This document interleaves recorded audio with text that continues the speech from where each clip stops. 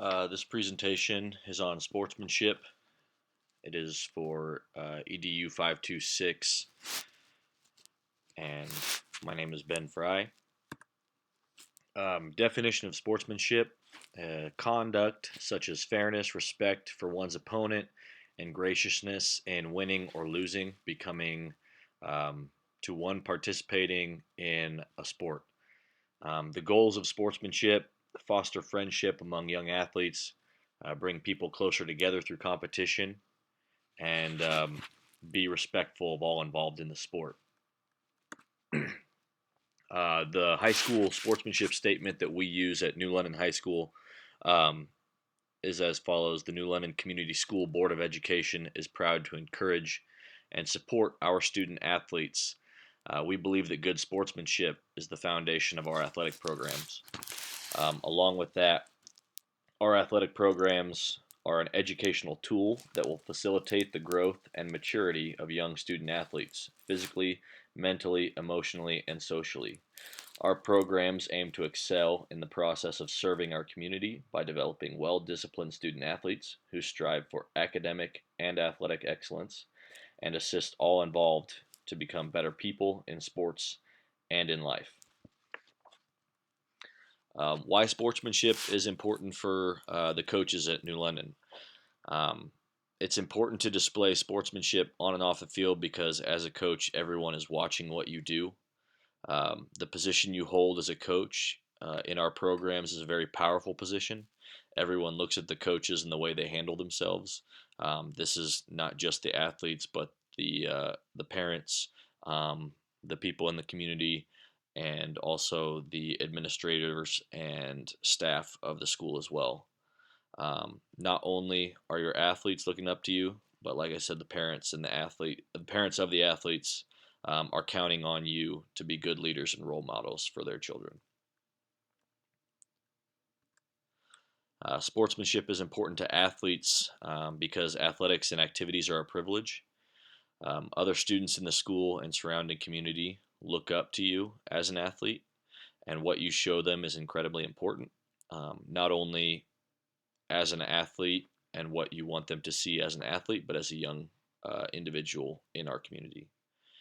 Developing proper respect for coaches, other athletes, officials, and parents can all be done by practicing good sportsmanship.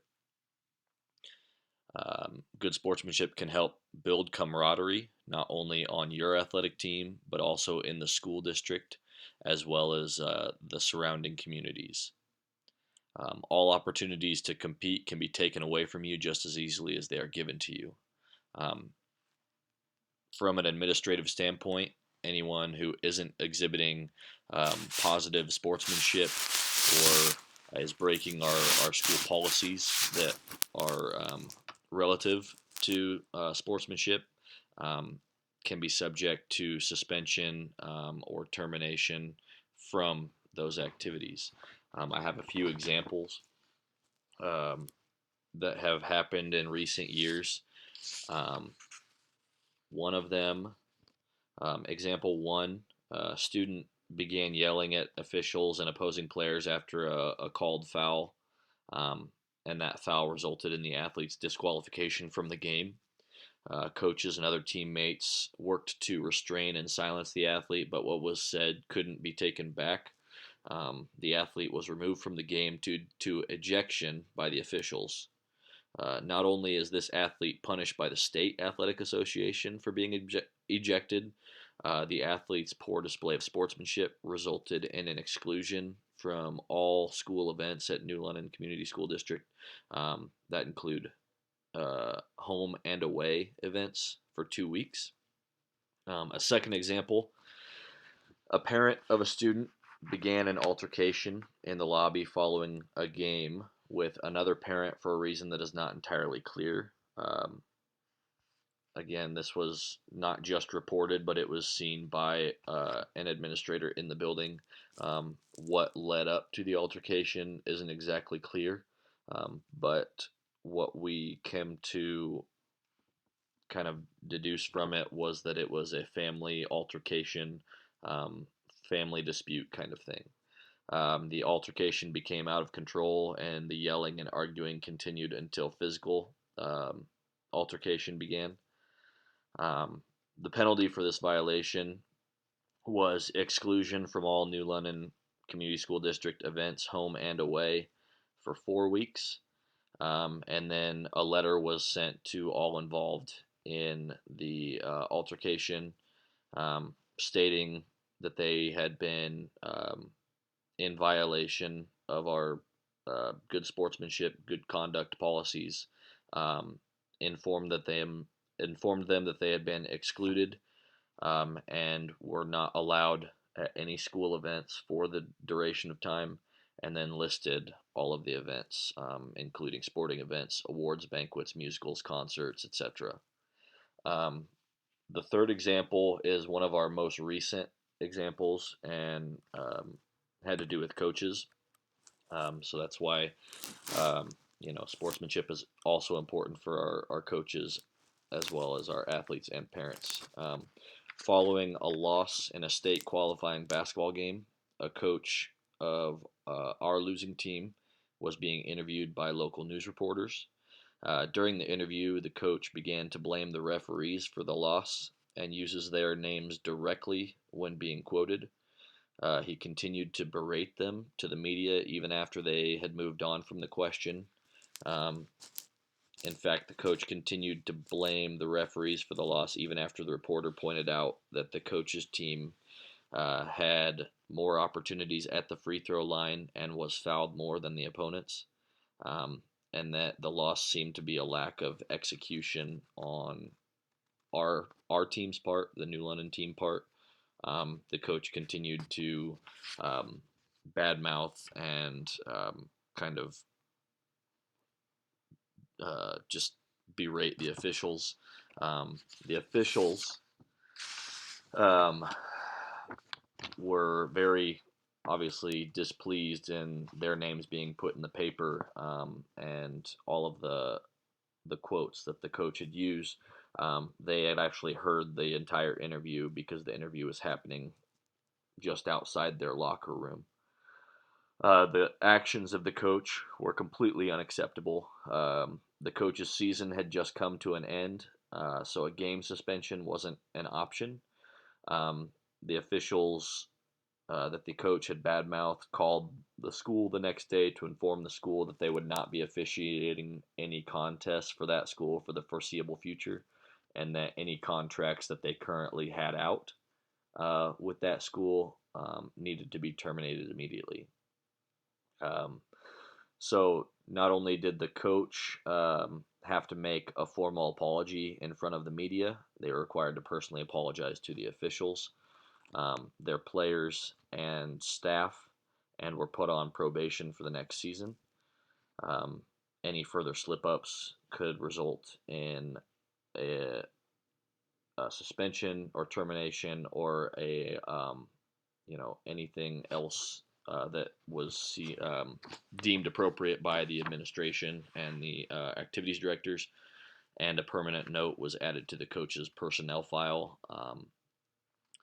So not only did this event cause the coach to have some issues with officials in the future, but now the officials don't want to work with the school district in the future, which can create issues in our area because of the lack of officials. Our officials usually officiate more than just one sport, and now these guys don't want to come back anytime soon. Um, Sports bring people closer together. There are incredible examples of sportsmanship that are kind of talked about all the time, but sportsmanship isn't something that everybody talks about all the time. It's kind of one of those things in extreme cases or, in really extraordinary circumstances, sportsmanship shows. Um, but a great example of sportsmanship isn't exactly at an athletic event. Sportsmanship can be exhibited anywhere. In World War I, in 1914, um, The two factions stopped fighting on Christmas Eve. They were dug down in their trenches, 30 yards apart from each other. Somehow, one side ended up being able to get a note over to the other side that asked for a ceasefire so that they could celebrate Christmas, and it was granted. While some of the soldiers exchanged tobacco and chocolate, other soldiers gave haircuts and shaves to soldiers from the opposing armies. And one soldier managed to find a soccer ball, and a game started between the two warring groups. The war stopped for a couple of hours on the field, um, while the game was played in no man's land, and the sport of the two armies created camaraderie in a dark time. Another example, I tried to keep this more of an example rather than a personal story. This happened last year in the spring of 2018. A young college softball player's mother was killed in a hit and run accident. Um, the player's team was in contention for a spot in the conference softball tournament, and with only 2 games left in their regular season against the team that I coach, the team was struck with a dilemma. The young girl's teammates decided to forfeit the last 2 games in order to attend the funeral that was scheduled for the same date as the 2 games. Um, that's a pretty extraordinary example of sportsmanship and just love for your team right there. Um, but we didn't feel that somebody that was fighting for a conference spot should have to be put in a situation like that, because of a hit and run. It was kind of an extraordinary circumstance. So our school actually contacted the college where the young lady attended and informed them that we had heard about the accident and wanted to help. And we moved the game to allow the team to be able to attend the funeral and for their teammate, um, and also to allow them to compete for a chance to advance to the conference tournament, which our team was not a very um, good team that year. So they were able to get the 2 wins that they needed to secure them a conference championship spot. So while it is a personal story for me, it is just an incredible example, not only of sportsmanship that the university that I'm associated with was able to display, but also sportsmanship between the player and their teammates who would have gladly forfeited the opportunity to play for a conference championship um, in order to support their teammate.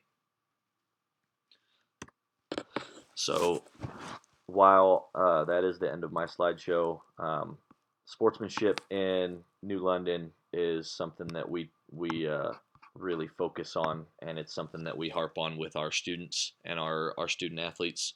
Um, it's all part of our good conduct and our sports policies. Um, the two handouts that I would include um, with this presentation, um, we have kind of a philosophy and objectives list that go with all of our athletics.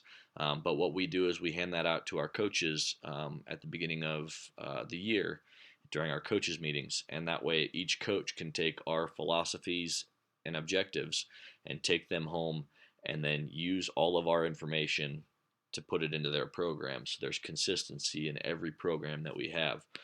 These objectives and expectations and philosophies outline everything that our programs need to expect from their athletes, coaches, parents, volunteers, and just about everything that you can possibly think. So we hand out all of that information to our coaches at the beginning of the year so that way they can look at everything and kind of take the information that they want, but also to include and to create a consistency level with all of our athletic programs to stress sportsmanship as a whole. The other thing that I think I would hand out is in our player and parent meetings that these coaches would then hand this information out. We would hand out again a sportsmanship statement. It's not at all it's not at all a statement in which the athletes need to sign the bottom of it to say that they read it.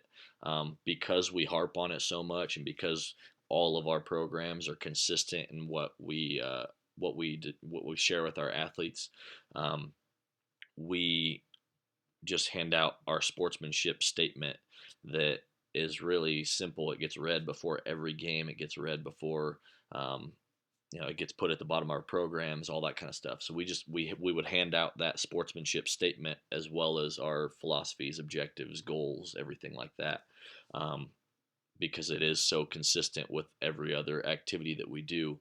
It's just a friendly reminder, like this is what we stand for. So that is the end of my sportsmanship presentation. Um, Again, any information or any questions would be easily handled with the handout, or with any buddy that struggles or has an incident that occurs. All of that gets reported directly to our activities office and can be referred back to all of this information and our philosophy and objectives. So, um, in the event that there was an issue, uh, it gets reported to us, and we can very easily handle it because there is so much consistency in our programs. So, that is the end of my presentation. And if you have any questions, feel free to reach out to me. Again, my name is Ben Fry. My email, I did not include it, but it is very simple. It is ben.fry@nlcsd.org. Thank you.